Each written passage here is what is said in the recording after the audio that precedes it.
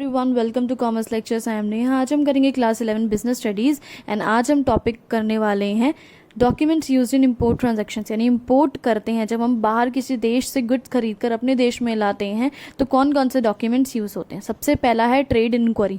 इसका क्या मतलब है? ट्रेड इंक्वायरी का मतलब जो इंपोर्टर है यानी जो गुड्स खरीदता है वो रिक्वेस्ट करेगा, रिटर्न में रिक्वेस्ट भेजेगा। किसके पास भेजेगा? एक्सपोर्टर के पास, जिससे कि उसे गुड्स खरीदने हैं, और उसको लिख कर बोलेगा कि भाई जो भी आपका प्रोडक्ट है मैं वो खरीदने में इंटरेस्टेड हूँ, उसका प्राइस वगैरह मुझे बता दीजिए और प्रोडक्ट आप कैसे जो है भेजेंगे, उसकी क्या टर्म्स एंड कंडीशन है वो सभी मुझे बता दीजिए।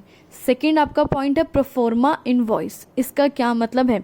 अब यहाँ पे इंपोर्टर ने रिक्वेस्ट करी थी ना, तो बदले में रिप्लाई भी आएगा। तो रिप्लाई कौन देगा? एक्सपोर्टर देगा। तो यहाँ पे ये एक्सपोर्टर लिख कर देगा इंपोर्टर को कि भाई ये मेरे प्रोडक्ट हैं और इनके ये प्राइस है, ये क्वालिटी है, ये डिज़ाइन है, ये साइज़ है या वेट है, और ये मेरे टर्म्स एंड कंडीशंस है। आपको प्रोडक्ट खरीदना है तो आप खरीद सकते हैं।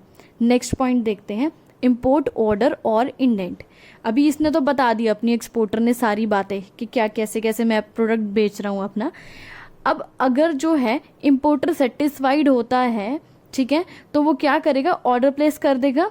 तो इंपोर्ट ऑर्डर या फिर आप इंडेंट बोल सकते हैं इसे, उसमें क्या होगा? इंपोर्टर बोलेगा एक्सपोर्टर को कि भाई मैं तुम्हारे गुड्स खरीदने में इंटरेस्टेड हूँ और ये पर्टिकुलर गुड्स हैं जो तुम मुझे सप्लाई कर देना या मुझे भेज देना, ठीक है। और उनके बारे में इंफॉर्मेशन भी लिखेगा कि मुझे इस क्वांटिटी में यानी इतनी क्वांटिटी में ये प्रोडक्ट चाहिए, इस क्वालिटी के प्रोडक्ट चाहिए, ये प्राइस मैं दे सकता हूँ, ठीक है, और ये इस तरह से मैं पेमेंट करूँगा। वो सारी डिटेल्स लिख के जो है ऑर्डर प्लेस कर देगा इंपोर्टर। नेक्स्ट पॉइंट देखते हैं, क्या है? Shipment advice.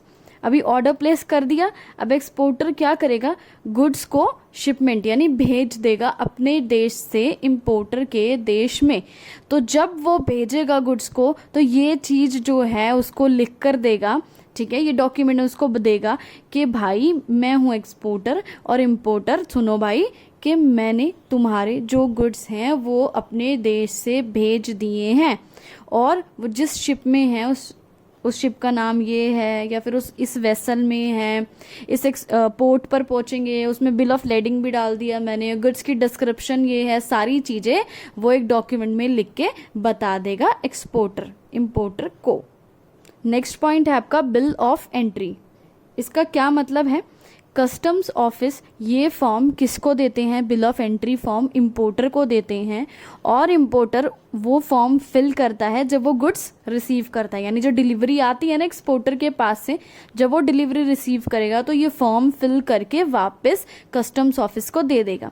और इसके अंदर क्या क्या लिखा होगा कि इंपोर्टर अपना नाम लिखेगा, अपना एड्रेस लिखेगा, कौन से शिप से आए हैं वो, उसके जो गुड्स हैं, कितने पैकेजेस आए हैं, कैसे दिखते हैं गुड्स, उनकी डिस्क्रिप्शन क्या है, कितनी क्वांटिटी में उसने मंगवाए थे, गुड्स की वैल्यू यानी कीमत कितनी थी, ये सभी चीज़ें उस फॉर्म में फिल कर देगा। नेक्स्ट आपका पॉइंट है साइट ड्राफ्ट। इसका क्या मतलब है? ये एक टाइप का बिल ऑफ एक्सचेंज होता है, ठीक है। इसमें जो एक्सपोर्टर यानी ड्रॉयर यानी जो कि इस बिल ऑफ एक्सचेंज को बनवाता है, तो एक्सपोर्टर बनवाता है। इसमें एक्सपोर्टर जाके बैंक को क्या बोलता है? भाई जितने भी ये इम्पॉर्टेंट या रेलेवेंट डॉक्यूमेंट्स हैं वो इंपोर्टर को सिर्फ और सिर्फ तब देना जब इंपोर्टर जो है आपको पैसे यानी पेमेंट दे दे।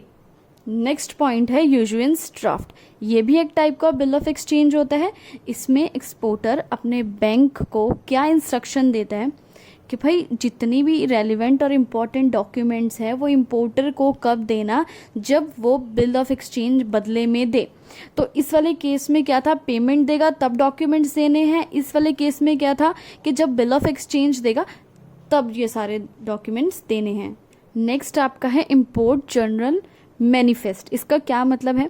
गुड्स चाहे कहीं से भी आ रहे हो, चाहे शिप से आ रहे हो, चाहे एयरलाइन से आ रहे हो, वहाँ पे जो भी वहाँ इंचार्ज होगा उस वक्त जहाँ से गुड्स आ रहे हैं जिस भी मेथड के थ्रू, वहाँ पे जो इंचार्ज होगा वो डॉक या एयरपोर्ट के इंचार्ज को इन्फॉर्म करेगा इस डॉक्यूमेंट के थ्रू, भाई गुड्स जो हैं एक्सपोर्टर के देश से इंपोर्टर के देश में अराइवल यानी आ चुके हैं। डॉक बात होती है शिप के लिए और एयरपोर्ट बात होती है एयरलाइन के लिए। जैसे एयरलाइंस एयरपोर्ट पे सारी प्लेन्स उतरते हैं ना, ऐसे शिप जो है डॉक पे उतरती है।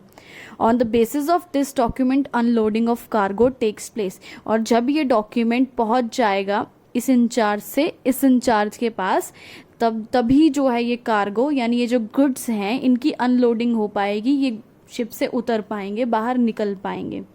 नेक्स्ट और लास्ट है डॉक चालान।